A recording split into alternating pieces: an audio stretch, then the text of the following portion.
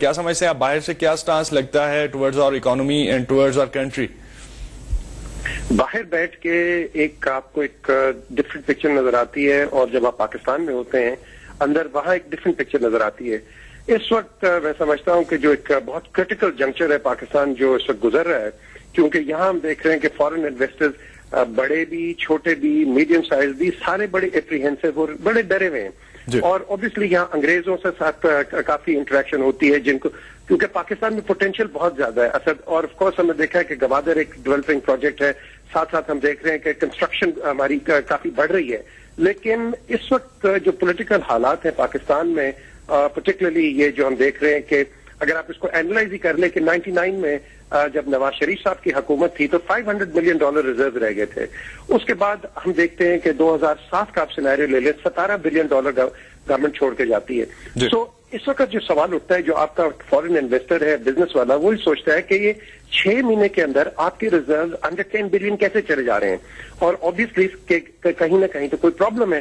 پھر وہ ایک آپ کو سوال کرتا ہے کہ آج آپ ایک پریزیڈنٹ کو امپیچ کر رہے ہیں جو کہ 17 بلین پہ لے کے جاتا ہے جو کہ آپ کی اکانومی کو سٹیبل کرتا ہے، پھر آپ اس کو امپیچ کیوں کر رہے ہیں؟ لیکن اوبیسلی آپ کے پاس جواب ہے کیونکہ کسی ڈیموکریٹک پروسیس میں آپ امپیچ کر سکتے ہیں. ہم نے دیکھا کہ پریزیڈنٹ کلنٹن کو بھی امپیچ کرنے کی ایک موو ہوئی تھی، بٹ اس میں ایسی کوئی غلط بات نہیں ہے. لیکن آپ امپیچ کر کے کیا جو امیڈیٹلی آپ جس کی اکانومی کی بات کرتے ہیں کہ ہماری اکانومی سٹیبل ہو جائے گی، کیا روٹی سستی ہو جائے گی، آٹا سستا ہو جائے گا، پیٹرول اور جو دوسرے ہماری جو بیسک عوام کی جو ضروریات ہیں وہ پوری ہو جائیں گی یا نہیں ہوں گی؟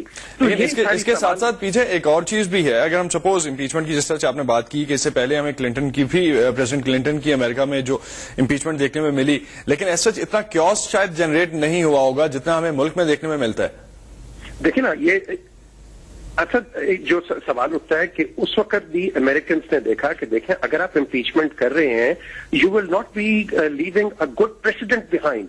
آپ ایک ایسا کوئی ایک اچھا ایک ایگزامپل نہیں چھوڑ کے جائیں گے اپنی پولیٹیکل ہسٹری میں، کیونکہ ہماری تو ویسی ایک بڑی ڈیمیجڈ اور ایک بڑی میں سمجھتا ہوں فلکچویٹنگ پولیٹیکل ہسٹری ہے جس میں لوٹے آج دیکھ لیں کل جو پریزیڈنٹ کے ساتھ تھے وہ یہاں ہو گئے، جو نواز شریف صاحب کے ساتھ تھے وہ کہیں اور چلے گئے، جو زرداری صاحب کے ساتھ تھے وہ کہیں اور. دا کوشچن از کہ یہاں ہمارے پاس کہیں پولیٹیکل ایچیومنٹ ہے ہی نہیں ہے. آپ یہاں سوال اٹھتا ہے کہ دیکھیں یہاں ایک نیشنل ریکنسلیشن کی بات ہوتی ہے کہ اگر آپ ایک نیشنل ریکنسلیشن آرڈیننس لاتے ہیں وہ کیوں آپ لاتے ہیں؟ آپ لے کے آتے ہیں کہ اس ملک میں اسٹیبلٹی آئے.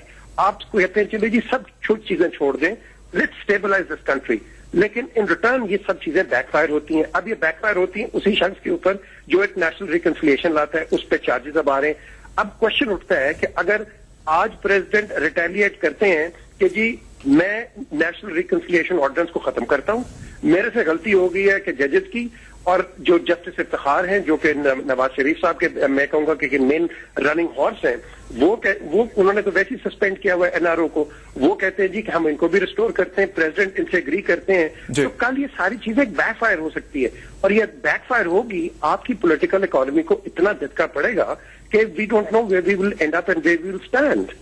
لیٹس سی پیچھے ہم اس پہ بات کرتے ہیں. اس وقت سینیٹر احمد علی سے بھی ہم بات کرنے کی کوشش کر رہے ہیں. چیئرمین ہے standing committee on finance and revenue and economic affairs along with statistics. جانتے ہیں وہ اس وقت اوور آل سچویشن کو کس طرح سے انالائز کر رہے ہیں. سینٹ از اے سپریم باڈی، اس میں کس طرح سے ان ایشوز کو ایڈریس کرنے کی کوشش کی جا رہی ہے جو اکنامک فرنٹ پہ ہم اس وقت امبیلنسز فیس کر رہے ہیں. السلام علیکم احمد علی صاحب. وعلیکم السلام. سینیٹر صاحب، جو سچویشن اس وقت ہمارا ملک فیس کر رہا ہے اور جس پولیٹیکل ٹرموائل سے ہم شاید اس وقت گزر رہے ہیں، آپ کے خیال میں اکانومی ہماری اس کے بعد کتنی دیر میں سیٹل ڈاؤن ہوگی؟ میرا خیال ہے اکانومی تو آپ نے کر دی ہے آلریڈی آپ نے اکانومی کو تو کر دیا تباہ. اب آپ سیٹل کرنے کی بات کر رہے ہیں، یہ بڑا اپ ہل ٹاسک ہے. آئی ڈونٹ نو کس طرح آپ اس کو سیٹل کریں گے. میری تو اس وقت سمجھ سے باہر ہے. کوئی میریکل ہو جائے تو میں کچھ کہہ نہیں سکتا. شاید ملک میں آئل نکل آئے یا گیس کے بہت بڑے ریزروز نکل آئے اور شاید پاکستانی ملک سے اندر بے انتہا ڈالر ریمٹ کرنا شروع کر دیں، جب تو شاید سچویشن بدل جائے گی. مگر جب پاکستانی باہر بیٹھے ہوئے بھی یہ سوچ رہے ہیں کہ کون لوگوں حکومت کرنے جا رہے ہیں، ابھی ایک سوال یہ پڑتا ہے کہ کیا آپ اس پریزیڈنٹ کو مانتے ہیں جو ابھی تک یہ کہتے ہیں کہ ہم پریزیڈنٹ کو نہیں مانتے. جب آپ پریزیڈنٹ کو مانتے نہیں تو پھر امپیچمنٹ کس کی کرنے جا رہے ہیں؟ آپ تو پہلے یہ تو مطلب کہ آپ ایڈمٹ کر لیں نا پہلے کہ آپ پریزیڈنٹ کو مانتے ہیں, تو یہاں تو جھگڑا سیٹل ہو جاتا ہے کہ یہ پریزیڈنٹ کو مان رہے ہیں, لیکن یہ وہاں بھی اپنا پروپیگنڈا شروع ہے ان کا کہ جی ہم پریزیڈنٹ کو نہیں مانتے, امپیچمنٹ کو کر رہے ہیں. ان ساری چیزوں کے ساتھ ساتھ احمد صاحب ایک جو چیز ہم فیس کرنی پڑ رہی ہے ہمیں, جو اس وقت پولیٹیکل فرنٹ پہ جو ایکسٹرا آرڈنری ڈیولپمنٹس ہمیں دیکھنے میں ملتی ہیں, اس کی وجہ سے اکانومی ہماری جس طرح سے آپ نے کہا کہ تباہ ہو گئی, بہت سفر کرتی ہوئی ڈیفینیٹلی دکھائی دیتی ہے.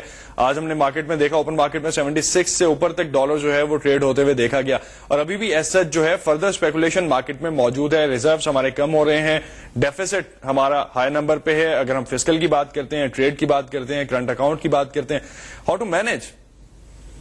دیکھیں یہ تو آپ خود ہی کہہ رہے ہیں سب چیزیں, تو میں اس پہ کیا جواب دوں؟ لیکن مینج کیسے کیا جائے گا؟ پوسٹ امپیچمنٹ کیا سب کچھ مینج ہو جائے گا؟ یہ جی پوسٹ امپیچمنٹ احمد صاحب آپ سمجھتے ہیں مینج ہو جائے گا؟ یہ نہیں, دیکھیں میں آپ کو ایک بات بتا دوں کہ 43 بلین کے قریب ہمارے ملک پہ قرضہ ہے. اگر آپ $1 روپے کو گھٹاتے تو آپ سمجھتے 43 بلین روپے آپ اپنے اوپر قرضہ کریٹ کر رہے ہیں. اب آپ 73 پہ لے گئے 61 سے, آپ امیجن کر لیں کہ آپ 400 بلین روپے آپ نے قوم پہ قرضہ کریٹ کر دیا. جی آپ فزیکل ڈیفیسٹ کہہ رہے ہیں, آپ اسٹیٹ بینک سے بورو کیے چلے جا رہے ہیں. آپ کیا یہ نہیں کر سکتے تھے کہ آپ سارے فورن ٹورز بند کر دیتے؟ کیا آپ یہ نہیں کر سکتے کہ ایک سیکرٹری اٹھ کے ڈیلیگیشن لے کے باہر جا رہا ہے, کیا آپ وہ نہیں روک سکتے تھے؟ کیا منسٹر اٹھ کے جب مرضی ملک سے باہر نکل گیا, کیا اس کو نہیں روک سکتے؟ لیکن کسی چیز کو آپ روکنے کو تیار نہیں ہے, اور پھر امید کر رہے ہیں کہ اللہ تعالیٰ خیر کرے گا. تو آپ اس طرح جو ایشوز اس وقت ہم دیکھ رہے ہیں, جو ہمارے اکنامک فرنٹ پہ خاصے میجر ایشوز اس وقت ہم فیس کر رہے ہیں, ان کو بھی سینٹ میں ایڈریس کیا جاتا ہے یا صرف اس وقت امپیچمنٹ ہی کی باتیں چل رہی ہیں؟ دیکھیں اس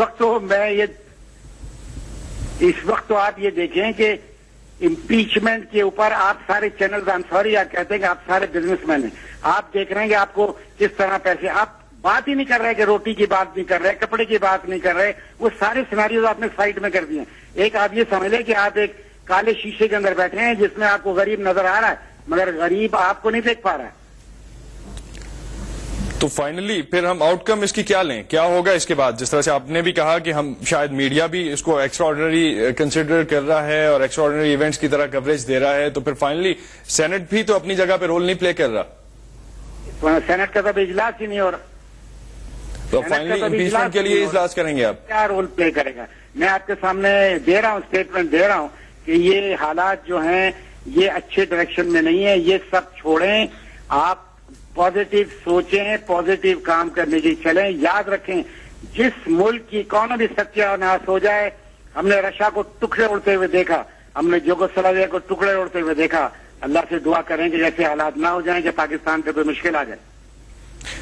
بہت بہت شکریہ سینیٹر احمد علی صاحب. ناظرین ہمارے ساتھ فون لائن پہ موجود تھے.